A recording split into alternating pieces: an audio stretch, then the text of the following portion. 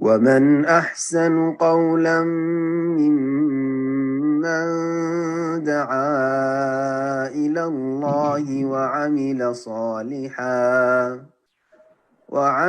صالحا وقال إنني من المسلمين. السلام عليكم ورحمة الله وبركاته. إن الحمد لله نحمده ونستعينه ونستغفره ونعوذ بالله من شرور أنفسنا ومن سيئات أعمالنا. من يهده الله فلا مضل له ومن يضلل فلا هادي له وأشهد أن لا إله إلا الله وحده لا شريك له وأشهد أن محمدا عبده ورسوله صلى الله تعالى عليه وعلى آله وصحبه وسلم تسليما كثيرا.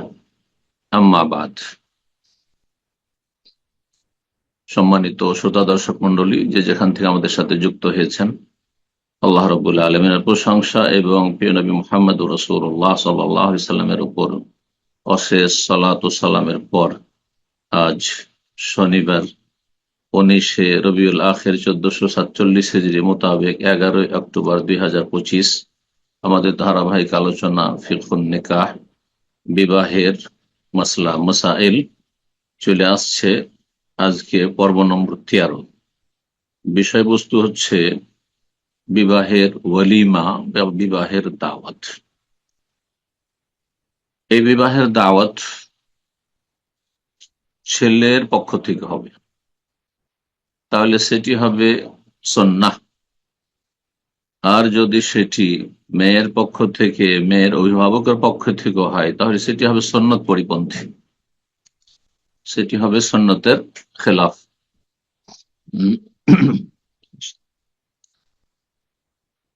কারণ আমাদের ভারত উপমহাদেশে মেয়ের পরিবারকে বেশি খরচ করতে হয়, বরযাত্রীদের খাওয়াইতে হয়, যেটি বেদাতি খাবার এবং আকুলু আমওয়ালিন নাস বিল বাতিল, মানুষের ধন সম্পদ বাতিল পন্থায়, অবৈধ পন্থায় চাপ সৃষ্টি করে, সেটা সামাজিক চাপ হোক, সরাসরি চাপ হোক, পরোক্ষভাবে হোক, যে কোনো ভাবে হোক না কেন, মেয়েকে সুখে রাখার জন্য হোক, যত সংখ্যায় বরযাত্রী আসুক না কেন তাদেরকে খাওয়াতে হবে, তাদের আপ্যায়ন করতে। তো এগুলি আসলে আমরা অমুসলিমদের পাশাপাশি বসবাস করে তাদের দ্বারা প্রভাবিত হয়ে গেছি। আমাদের ধর্মকর্ম, বিবাহ শাদী বিশেষ করে অত্যন্ত বেশি প্রভাবিত কাফেরদের দ্বারা। আল্লাহ এসব অনিষ্ট থেকে, কুসংস্কার থেকে, ইসলাম বিরোধী কর্মকাণ্ড থেকে, বেদাতি কাজ থেকে, অবৈধ ভক্ষণ থেকে আল্লাহ রাব্বুল আলামিন মুসলিম জাতিকে ফিরে আসার তৌফিক দান করুন। হালাল খাবেন, তাতে বরকত রয়েছে, হারামে কোনো বরকত নেই। এবং আমাদেরকে আল্লাহ রাব্বুল তার ইবাদতের জন্য সৃষ্টি করেছেন, আর তার ইবাদত হচ্ছে ওহী ভিত্তিক জীবন যাপন করা। কোরআন সুন্নাহর আলোকে যার ওপর যে দায়িত্ব আছে সেটি সে পালন করবে। ছেলে বা ছেলের পক্ষের দায়িত্ব হচ্ছে ওলিমা করা, মেয়ে বা মেয়ের পক্ষের কোনো এরকমের দায়িত্ব নেই। তো বিষয়বস্তু ওয়ালিমাতুল উরস, বিবাহের ওয়ালিমা, ওয়ালিমার দাওয়াত। ওয়ালিমা শব্দটি আরবি, হাদিসে এসেছে। এই ওয়ালিমা বিশেষ দাওয়াতকে বলা হয়। লেখক বলছেন ওয়ালিমাতুল উরস, বিবাহের ওয়ালিমা হচ্ছে হিয়া তুআমুল উরস, বিবাহে খাবার, অর্থাৎ বিবাহের সাথে সম্পর্কিত খাবার বা বিবাহ উপলক্ষে খাবার, বিশেষভাবে লিজতিমাই যাওজাইন, যেদিন বর কনে প্রথম একত্রিত হবেন, তাদের প্রথম দেখা সাক্ষাৎ হবে বাসরের দিনে। কখন করলে সেটি ভালো, তারপরে আসছে। উদ্দেশ্য হচ্ছে বা উপলক্ষ হচ্ছে যে বর কনের দেখা সাক্ষাৎ হচ্ছে, এ উপলক্ষে একটি দাওয়াত করবেন। এই দাওয়াতের মাধ্যমে লোকজন জানবে যে হ্যাঁ, অমুকের বিয়ে হয়েছে অমুক পরিবারে, আর এই উপলক্ষে আমাদেরকে দাওয়াত করেছে। লেখক বলছেন ওয়াক্তুহা, এর সময়কাল, কখন এই অলিমার দাওয়াত করবেন। বিবাহের আগে, বিবাহ বন্ধনের আগে না বিবাহ বন্ধনের পরে, তারপরে বাসর রাতের আগে না বাসর রাতের পরে, এসব বিভিন্ন মত অথবা মাসাইল রয়েছে। আর বিভিন্ন ওলামারা একটিকে অন্যের ওপর প্রাধান্য দিয়েছেন। লেখক খানিকটা এই ক্ষেত্রে বিষয়টিকে খুব সহজ করে বলছেন, ওয়াত্তাকুনুল ওয়ালিমাত ইনদাল আকদ, এই ওলিমার দাওয়াত বিবাহ বন্ধনের সময় হতে পারে। যখন ইজাব কবুল হচ্ছে বিবাহ অনুষ্ঠান, তখনই হয়ে যেতে পারে। খেজুর খাওয়াচ্ছেন, সেটা হতে পারে। মুখ মিষ্টি করছেন, সেটা দিয়ে হতে পারে। আর তারপরে সেই সময় সাথে সাথে বিবাহ পড়া হলো, আর সাথে সাথে খাওয়া দাওয়া হইলো ছেলের পক্ষ থেকে, এটি হইতে পারে। আও বাদাহ, অথবা বিবাহ বন্ধনের পরে, বিবাহ বন্ধন ইজাব কবুল হয়ে গেল, তারপরে সে সময় আগে খাওয়াই দিয়ে তারপরে ইজাব কবুল হইল, অথবা তারপরে হইল। বলছেন আও ইনদা দখুল, অথবা বরকনের সাক্ষাতের সময়, অর্থাৎ বাসর রাতের সময়। বাসরে যাচ্ছেন, তার আগে খাওয়াই দিলেন দাওয়াত। আও বাদাহু, অথবা বাসর রাতের পরে সকালবেলা, যেমন বিভিন্ন হাদিস দ্বারা তা প্রমাণিত। বাসর রাত হলো, তারপরে সকালবেলা পরের দিনে দাওয়াত খাওয়া দাওয়া হইল। বলছেন এই বিষয়টি মানুষের প্রথা প্রচলন, কোন এলাকায় কোন দেশে কেমন রয়েছে তার উপর নির্ভরশীল। এই ক্ষেত্রে ধরা বাঁধা এমন কিছু নেই যে এই সময়েই খাওয়াইতে হবে। হাসবা আরাফিন নাস ওয়া আদাতি, মানুষের ট্রেডিশন, প্রথা এবং সচরাচর সেই সমাজে কেমন প্রচলন রয়েছে, যাতে সমাজ যে এমন কিছু জায়েজ কাজ সেগুলির বিপরীত যদি কিছু করেন, তাহলে অনেক সময় মানুষ বিভ্রান্ত হইতে পারে, আর মানুষের মাঝে কলহ হতে পারে, যেখানে শরীয়তে প্রশস্ততা রয়েছে। তারপর লেখক বলছেন হুকমহা, এই ওয়ালিমার দাওয়াতের বিধান কি, হুকুম, সেটি ওয়াজিব নাকি মুস্তাহাব, নাকি মাকরু অপছন্দনীয়, না জায়েজ, না মুবাহ জায়েজ। তো লেখক বলছেন যে ওলিমার দাওয়াত হচ্ছে ওয়াজিব। ওলিমার দাওয়াত হচ্ছে ওয়াজিব। তাজিবুল ওয়ালিমাতু লিল উরস আলা যাওজ, ওলিমার দাওয়াত হচ্ছে ওয়াজিব বিবাহ উপলক্ষে। কার উপর ওয়াজিব? আলা যাওজ, স্বামীর ওপর, বরের, যিনি বিয়ে করবেন তার উপর ওয়াজিব।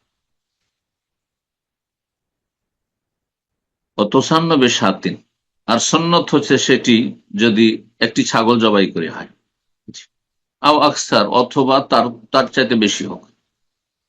যদি একটি ছাগল দিতে পারে তাহলে কমপক্ষে একটা ছাগল হবে, আর না হলে তার বেশি, গরু হোক, ওঁট হোক, যেখানে যেমন প্রচলন রয়েছে বা যে গোস্ত পছন্দ করা হয় সেটা দিয়ে অলিমা করবে, বা যেটা তার পক্ষে সহজ হয়। হাসবাল ইউসরি ওয়াল উসরি, যার জন্য যেটা সহজ হয়, যেটা কঠিন হয় সেটা না অবলম্বন করে সহজটা অবলম্বন করবেন। নবী সাল্লাল্লাহু আলাইহি সাল্লাম সম্পর্কে মা আয়েশা রাদিয়াল্লাহু তাআলা বলছেন যে নবী সাল্লাল্লাহু আলাইহি সাল্লামকে শরীয়তের বিষয়ে কখনো যদি আল্লাহ ইখতিয়ার, অপশন দিয়েছেন দুটোর মাঝে, ইল্লা ইখতারা আইসারাহুমা, যেটি বেশি সহজ সেটিকে পছন্দ করেছেন, সেটিকে গ্রহণ করেছেন। আপনি এটা মনে করবেন না কখনো যে আমি কঠোরতা অবলম্বন করলাম তো বেশি ধার্মিক হয়ে গেল, না, এটা নয়। কিন্তু এটা নবী সাল্লাল্লাহু আলাইহি ওয়াসাল্লামের আদর্শ নয়। মা খুইয়া রাসূলুল্লাহ বাইনা আমরাইন ইল্লা ইখতারা আইসারাহুমা, রাসূলুল্লাহ সাল্লাল্লাহু দুটো বিষয়ের ক্ষেত্রে এটাও করতে পারো এটাও করতে পারো। যদি আল্লাহ কখনো স্বাধীনতা দিয়ে থাকেন কোন বিষয়ে, একেবারে এটাই করতে এমন না, দুটো যে কোনোটা করতে পারো, বা একাধিক কয়েকটি রয়েছে তার যে কোনো একটা বাছাই করে নিতে পারো, ইখতার আইসারাহুমা, তাহলে যেটি বেশি সহজ সেটিকে গ্রহণ করতে। এটা উম্মতের জন্য সহজ করুন, আমাদের জন্য সহজ করা হয়েছে।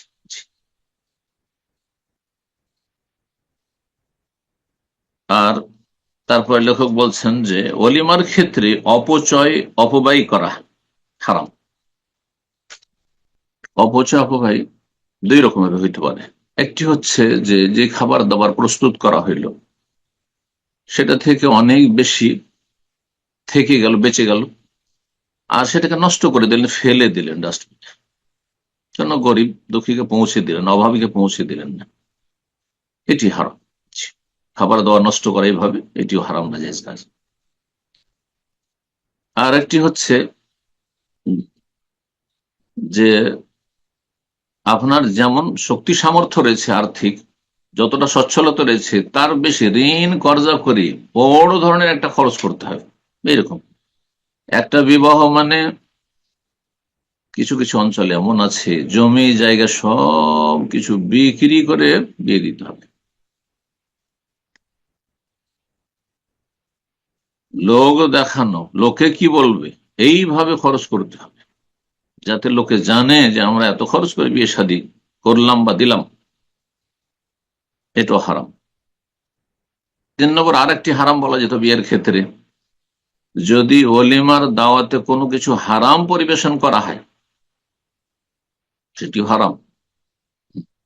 টেবিলে মদ দেওয়া হইল, সিগারেট দেওয়া হইল, জর্দা তামাক দেওয়া হইল, এই ধরনের যা কিছু দেওয়া হয় যেগুলি শরীয়তে খাবায়েস, খবিস, নোংরা বস্তু, সেগুলো যদি পেশ করা হয়, অথবা সেখানে বাদ্যযন্ত্র রয়েছে, গান নাচ গান হচ্ছে, সেখানে ইসলাম বিরোধী কোনো কিছু হচ্ছে, তারপর অবাধ মেলামেশা সেখানে হচ্ছে, নারী পুরুষ একাকার হয়ে বুফেতে একসাথে খাওয়া দাওয়া করছে, উঠাচ্ছে এক জায়গাতে খাবার, উঠাচ্ছে আর খাচ্ছে, হারাম। হারাম। তারপর লেখক বলছেন যে অলিমার জন্য দাওয়াত দেবেন কাদেরকে? আপনি কি অসৎ লোকদেরকে দাওয়াত দেবেন? সুদখোর, ঘুষখোর, বেঈমান, চোর, ডাকাত, হ্যাঁ, হারাম খায়, বেঈমানি আত্মসাৎ করে, বেদিন, বেনামাজি, নাস্তিক, মুশরিক, তাদেরকে দাওয়াত দেবেন না। বলছে ওসান্ন, সুন্নত হচ্ছে আইয়াদ অলিমাতে আসসালেহীন, সুন্নত হচ্ছে অলিমার দাওয়াতে ভালো মানুষদের ডাকবেন। সলেহীন, সলেহীন কমপক্ষে ফরজ আদায় করি, আর সলেহীন অন্যকে দাওয়াত দেয় না, না হলে মুসলিহীন তাদের নাম হইত, তারা বেশি শ্রেষ্ঠ। কমপক্ষে নিজের জীবনে তারা ভালো মানুষ, 5 ওয়াক্ত ফরজ আদায় করে, সালাত, রমজান মাসের সিয়াম আদায় করে, জাকাত দিয়ে থাকে, ফরজ ওয়াজিবে কোনো ঘাটতি নেই, আর প্রকাশ্য কোনো হারামের সাথে জড়িত না। এরা হচ্ছে সলেহীন। শিরকি, কুফরি, বেদাতি আকীদাই নেই। ভালো মানুষদেরকে দাওয়াত দেবেন, সে ভালো মানুষগুলো ফোকারা কেন আমাগ নিয়ে, তারা অভাবী হোক অথবা সচ্ছল হোক, সকল শ্রেণীর মানুষকে ডাকবেন, গ্রামের, শহরের, মহল্লার, যাদেরকে দাওয়াত দিবেন বেছে বেছে দাওয়াত দেবেন না, না হলে নিকৃষ্ট আপনারই দাওয়াত, নবী সাল্লাল্লাহু আলাইহি ওয়াসাল্লাম হাদিস দ্বারা প্রমাণিত। শাররুল শাররুল তোয়ামে তোয়ামুল ওয়ালিমা, নবী সাল্লাল্লাহু আলাইহি ওয়াসাল্লাম বলেছেন সবচেয়ে নিকৃষ্ট খাবার হচ্ছে এমন ওয়ালিমার খাবার ইউদ আলাহাল আগনিয়া, যাতে শুধু পয়সা দেখে দেখে ডাকা হয়, পয়সাওয়ালাদেরকে ডাকা হয়, সচ্ছল ধনীদেরকে ডাকা হয়, ওয়ুতরাকুল ফোকারা, আর অভাবী যারা দরিদ্র গ্রামের বা মহল্লার তাদেরকে উপেক্ষা করা হয়, তাদেরকে অ্যাভয়েড করা হয়। নিকৃষ্ট খাবার, এই খাবারে ভালো মানুষরা যাবেন, আলেম ওলামা যাবে না। যেখানে বেছে বেছে সমাজের যারা আপার ক্লাসের লোক তাদেরকে ডাকা হয়, অথচ পাশাপাশি বাস করে একজন গরিব একজন আমির, আমিরকে ডাকে গরিবকে ডাকেন, তাহলে এইরকম দাওয়াতে যাবেন। যদি সংশোধন করতে পারেন তাহলে যাবেন, আর যদি সংশোধন করার ক্ষমতা না থাকে তাহলে বর্জন করবেন। অলিমা কতদিন চলবে? অলিমার ক্ষেত্রে একদিনে হচ্ছে উত্তম, তবে 3 দিন পর্যন্ত জায়েজ। ওয়াইয়াজ আলাল ওয়ালিমাতা সালাসাত আইয়াম বাদা দুখুল, বাসরের দিন থেকে বা বাসরের রাত থেকে শুরু করে 3 দিন পর্যন্ত খাওয়াতে পারে। তো আমিন হালাল, যে কোন হালাল খাবার দিতে পারে, জরুরি নাই যে যেই খাবারগুলি লোকেরা পছন্দ করে সেগুলি দিতে হবে, অথচ আপনি দিতে পারছেন না, ঋণ কর্জা করতে হবে। হ্যাঁ, আপনার যা লব্ধ হয়, যা সহজ সাধ্য হয় তাই আপনি খাওয়াইতে পারেন, যে কোন হালাল হলি হইল।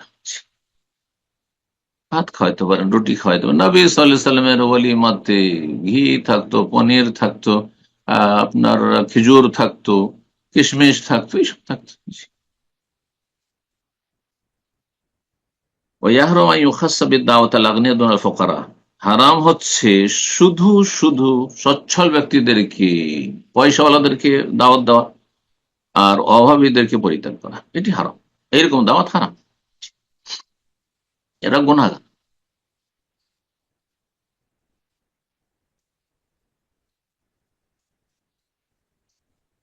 তারপরে মাসলা বলছেন ওলিমার দাওয়াত করা ছেলে পক্ষের ওপর, এটি ওয়াজিব হুকুম জানলেন।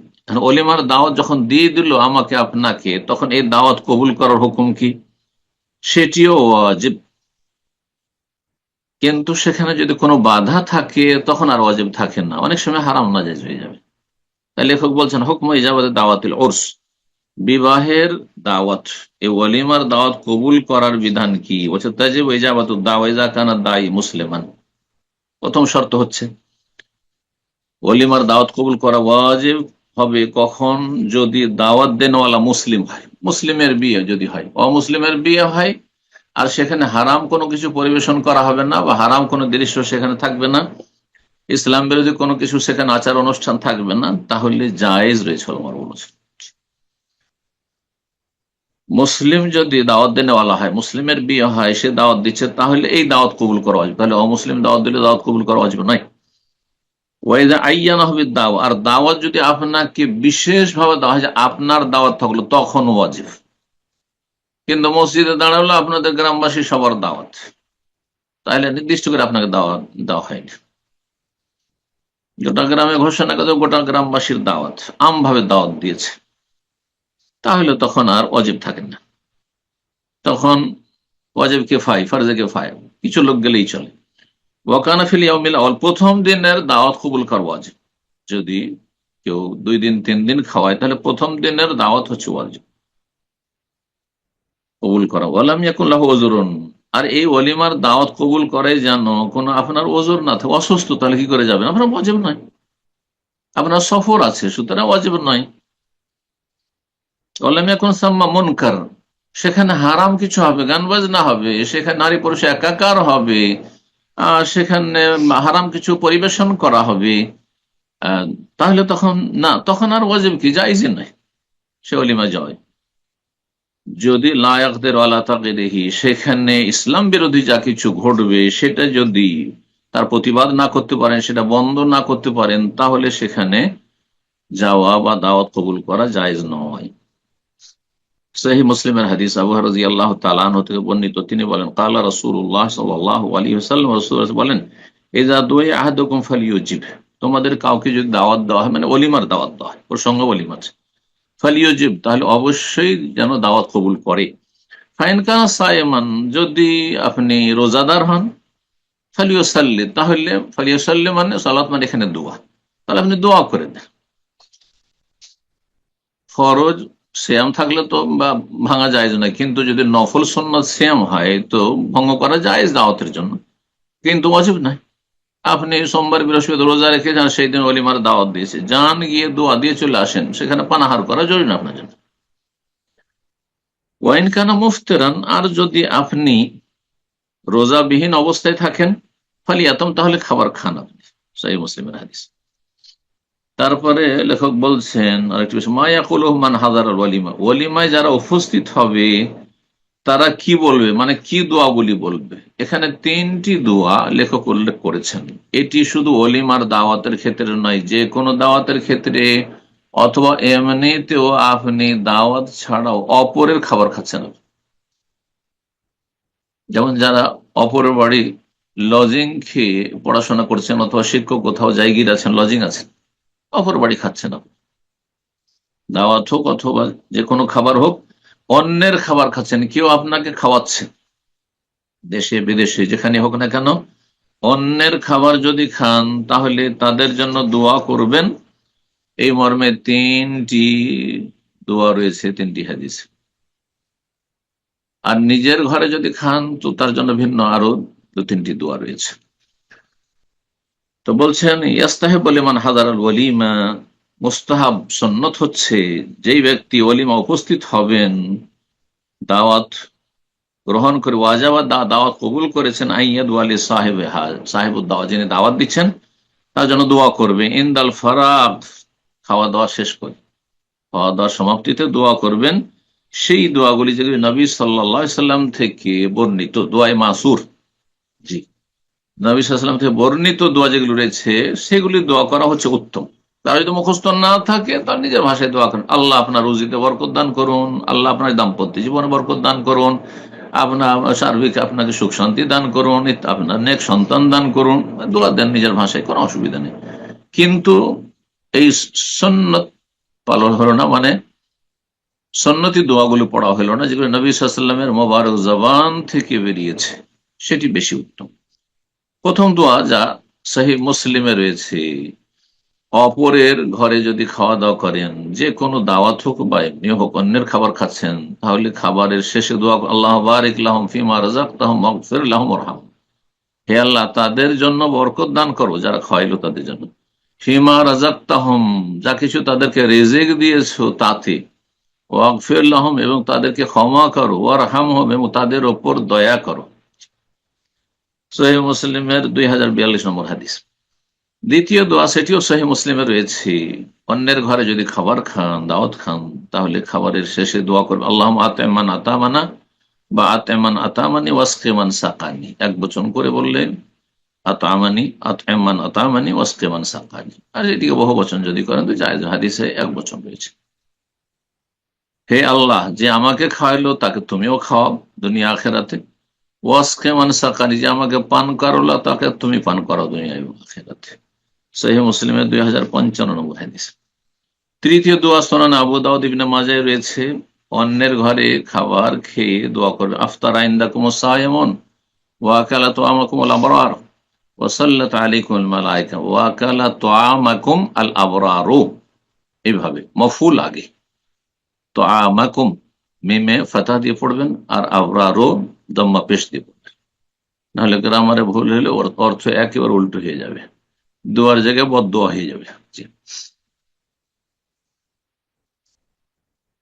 এই দোয়ার তরজমা হচ্ছে, আফতার ইনদাকুম সায়েমুন, রোজাদারগণ আপনাদের ঘরে বা আপনাদের কাছে এসে ইফতার করলেন, শুধু রোজার ক্ষেত্রে নয়, অনাহারে জেনে ছিলেন, হ্যাঁ খাননি, খাওয়া দাওয়া করছেন, ক্ষুধা ছিল, ক্ষুধার্ত ব্যক্তি খেলেন, সেই ক্ষেত্রে পড়া যেতে পারে, জরুরি নয় যে এটি রোজার ক্ষেত্রে শুধু। কারণ সায়েমন মানে যেমন রোজাদার হয়, তেমনি যে ব্যক্তি এখন খাওয়া দাওয়া খায়নি, পেট শূন্য রয়েছে, তাকেও সায়েম বলা হয়।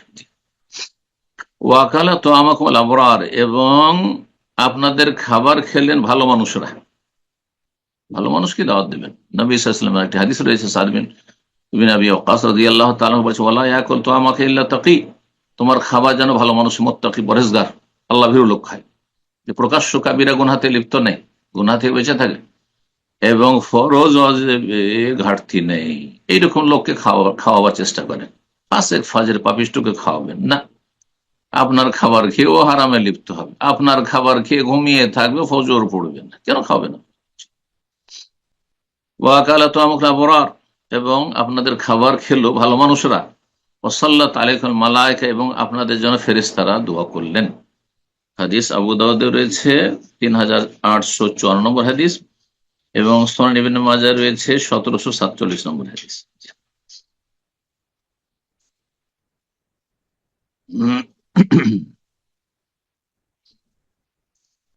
তারপরে আর কয়েকটি মাসাইল রয়েছে, সেগুলি আমরা আলোচনা করি ওলিমা প্রসঙ্গে। লেখক বলছেন যে ওলিমার যে খাবার, ওলিমার দাওয়াত কবুল করা আছে, আর তাদেরকে দোয়া দেবেন, সেখানে যাবেন, আপনি দেখা সাক্ষাৎ করবেন, দোয়া দেবেন, এতে তাদের মনের প্রশান্তি যে আমাদের দাওয়াত কবুল করেছে। কিন্তু যদি আপনার শারীরিক সমস্যা থাকে, আপনি সিয়ামে আছেন, যেমন এর আগে গেল আলোচনা, কোনো বাধা থাকে, তাহলে খাওয়া জরুরি নয়। অনেক সময় খেলে আপনার শারীরিক ক্ষতি হবে, বা এই খাবার আপনার জন্য উপযোগী নয়, খাবেন না আপনি। ইয়াস্তাহিবুল আকল মিন তামিল ওয়ালিম, ওলিমার খাবার খাওয়া হচ্ছে মুস্তাহাব, ওয়ালা ইয়াজিব, ওয়াজিব নয় যে আপনাকে খেতেই হবে, নিজের শরীরে ক্ষতি করে। বলছে ওমান সামাহু ওয়াজিব, যদি রোজা আপনার ফরজ রোজা থাকে, মান্যতের রোজা ছিল, অথবা কাজা রোজা আপনি শুরু করে দিয়েছেন, কাজা রোজা ভাঙা জায়েজ নয়, মান্যতের রোজা শুরু করেছেন, তাহলে ফরজ রোজা রাখছিলেন, তাহলে ভাঙা জায়েজ নয়। দাওয়াত দিয়ে দিয়েছে, তাহলে যান এবং সেখানে হাজারা উপস্থিত হন, সেখানে যান, দোয়া করে দেন এবং সেখান থেকে ফিরে চলে আসেন। নফল যদি রোজা থাকে, মোতানাফিল ফিস সিয়াম, নফল রোজা,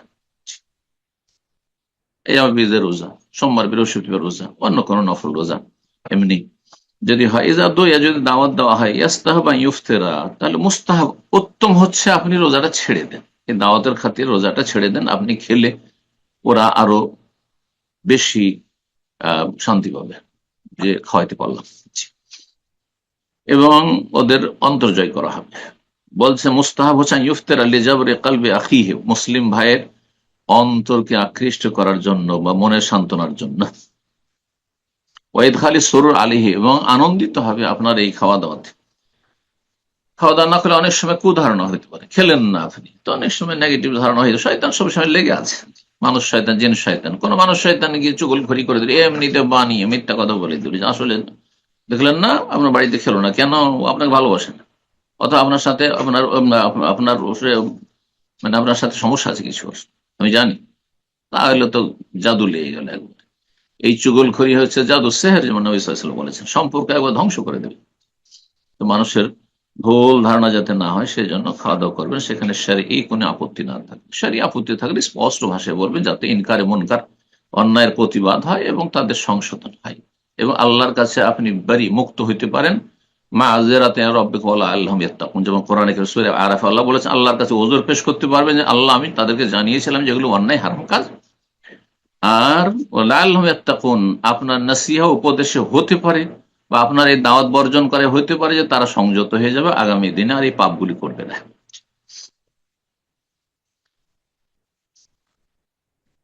তারপর লেখক আর একটা মশলা বলছেন যে যদি জানতে পারেন যে কোন অলিমাতে সেখানে ইসলাম বিরোধী কাজ হবে, হারাম কাজ হবে, আর আপনি এটাও নিশ্চিত যে আমি সেখানে গেলে সেটাকে আমি বন্ধ করতে পারবো, তাহলে আপনি যাবেন, অবশ্যই যাবেন। আলেম ওলামা যাদের প্রভাব রয়েছে, অথবা আত্মীয় স্বজনের এমন প্রভাবশালী লোকেরা, নেতৃস্থানীয় ব্যক্তিরা, সমাজপতিরা, যারা প্রতিবাদ করলে তাদের কথার মূল্যায়ন করা হবে, অথবা তাদেরকে ভয় পাবে, তারা যাবেন সেখানে অন্যায়কে নির্মূল করা, বন্ধ করার জন্য।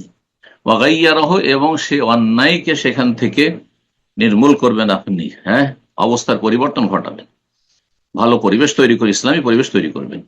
ওয়াইল্লাম ইয়াকদিন, আর যদি দেখেন যে আমাকে দাওয়াত দিয়েছে, এইটাই তো মনে হয় আমার উপর করুণা করেছে, দয়া করেছে, আমার কথার কোনো মূল্যায়ন হবে না সেখানে, ফালাই আলজামুল হুজুর, তাহলে সেখানে যাওয়া আপনার আবশ্যক না। ওয়াইন হাজারা, যদি সেখানে উপস্থিত হয়ে গিয়ে দেখেন যে জানা ছিল না যে কোনো হারাম কাজ হবে, গিয়ে দেখছেন যে হারাম কাজ, নারী পুরুষ একসাথে খাওয়া দাওয়া করছে, আমাদের বিয়ে গুলো অধিকাংশ বাড়িতে এরকম না জায়েজ হারাম কাজ করছে, আজা আল্লাহ, তাহলে আপনি প্রতিবাদ করবেন এবং সেই অন্যায়কে সেখান থেকে নির্মূল করবেন, আপনি বন্ধ করবেন।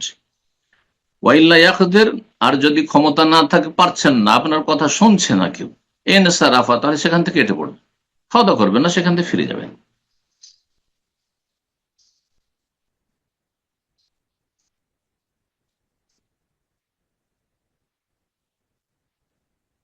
তারপরে লেখক আরেকটা মাসলা বলছেন, এটি দিয়ে আলোচনা শেষ করবো। সেটি হচ্ছে বিবাহ শাদীতে খাবারের ক্ষেত্রে, পানীয়ের ক্ষেত্রে, লেবাস পোশাকের ক্ষেত্রে, আর কমিউনিটি হল ভাড়া নেওয়ার ক্ষেত্রে, ইত্যাদি ইত্যাদি, এসব ক্ষেত্রে অপচয়, অপব্যয় করা, সীমাহীন খরচ করা, এটি জায়েজ নয়। এর চাইতে অনেক বেশি হক রাখে সমাজের গরিব, দুঃখী, অভাবী, দুস্থ, যারা চিকিৎসা করাতে পারেন না, যাদের ঘর বাড়ি নেই, অথবা যাদের খাবার দাবার ব্যবস্থা নেই, যাদের শীতের বস্ত্র নেই, ইত্যাদি ইত্যাদি, বিধবা রয়েছে, এতিম রয়েছে, অভাবের জন্য ছেলে মেয়েদেরকে লেখাপড়া করাতে পারছে না, এগুলিতে খরচ করে, কাজের জায়গায় খরচ করে আল্লাহ সন্তুষ্ট হবেন এবং আখেরাতের পাথই হবে, আর জান্নাতে যাওয়া সহজ হবে, জাহান্নাম থেকে বাঁচতে পারবেন। জি, ইত্তাকুন নারা ওয়ালাউ বিশিক্কি তামরা, যদি খেজুরের এক টুকরো দিয়েও জাহান্নামের আগুন থেকে বাঁচতে পারেন, তাও চেষ্টা করেন। সুতরাং যেখানে প্রয়োজন সেখানে খরচ করলে আল্লাহ সন্তুষ্ট হবে, জাহান্নামের আগুন থেকে বাঁচতে পারবে। যেখানে প্রয়োজন নেই সেখানে আপনি ফালতু ফালতু খরচ করছেন, লোক দেখানো এবং সুনাম নেওয়ার জন্য যে এত খরচ করে ভিআইপি দাওয়াতের ব্যবস্থা করেছিল, এগুলো তো কমানো নেই, বরং এগুলি শয়তানের ভাইয়ের কাজ, ওয়ালা তুবাজ্জির তাবযীরা। আল্লাহ বলছেন সূরা ইসরা, বনী ইসরাইলে, যে তোমরা অপব্যয় করিও। ইন্নাল মুবাজ্জিরিনা কানু ইখওয়ানাশ শায়াতিন, যারা অপব্যয়কারী তারা শয়তানের ভাই। ওয়া কানা শাইতানু লিরাব্বিহি কাফুরা, আর শয়তান আল্লাহর সাথে কুফরি করেছে, শয়তান আল্লাহর অকৃতজ্ঞ। তুমি আল্লাহর শুকরিয়া আদায় করছো না, এর মাধ্যমে অপব্যয়ের মাধ্যমে নাশুকরি করছো। আল্লাহ রাব্বুল আলামিন যেন আমাদের মধ্যম পন্থা অবলম্বনের তৌফিক দান করেন, হালাল রুজিতে হালাল জীবনযাপনে, নেক জীবনযাপনে বরকত দান করেন, হারাম জীবনযাপন থেকে আমাদেরকে বেঁচে থাকার তৌফিক দান করেন। সুবহান রাব্বিকা রাব্বিল ইজ্জাতি আম্মা ইয়াসিফুন ওয়া সালামুল মুরসালিন, আলহামদুলিল্লাহি রাব্বিল আলামিন।